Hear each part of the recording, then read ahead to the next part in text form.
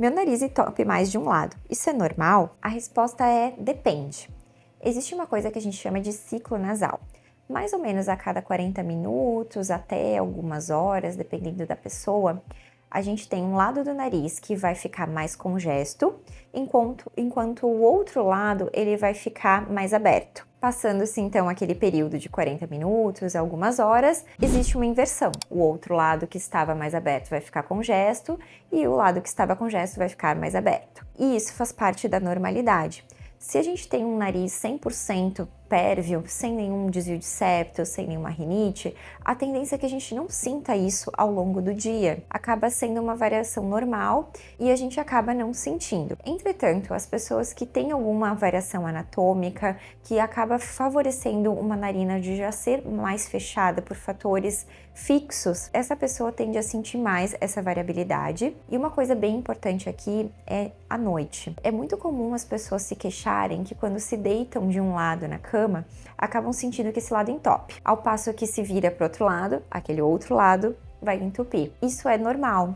Normalmente, quando a gente deita de um lado, os vasos sanguíneos da mucosa nasal daquele lado tendem a engurgitar mais e fazer com que as carnes esponjosas, os cornetos daquele nariz, eles acabem inchando mais daquele lado.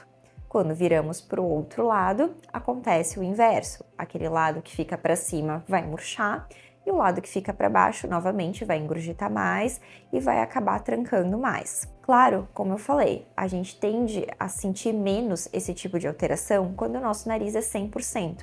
Eu sempre falo no consultório, se o seu nariz é 100%, você não vai sentir o ciclo nasal, porque no momento em que o seu nariz der aquela congestionada do ciclo, seu nariz vai ficar ali pelo menos 50% de passagem. Isso é o suficiente para você respirar e você não vai sentir.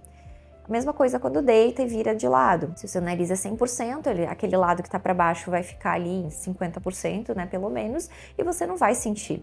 Agora, se você tem desvio de septo, se você tem um pólipo, se tem rinite, sinusite, se tem um lado que já é mais trancado, ele não é 100, ele é 50%, à medida em que você deitar, à medida que o ciclo nasal atuar, ele de 50% vai passar para 20%, para 10%, e aí você vai sentir sim essa obstrução. Então, se você tem essa sensação de um lado estar sempre mais trancado, sempre mais frequentemente trancado, ou se você sente mais essa variabilidade do ciclo nasal, é importante que faça uma consulta com o otorrino para checar se existe alguma variação anatômica, algum quadro de rinite que precise ser tratado.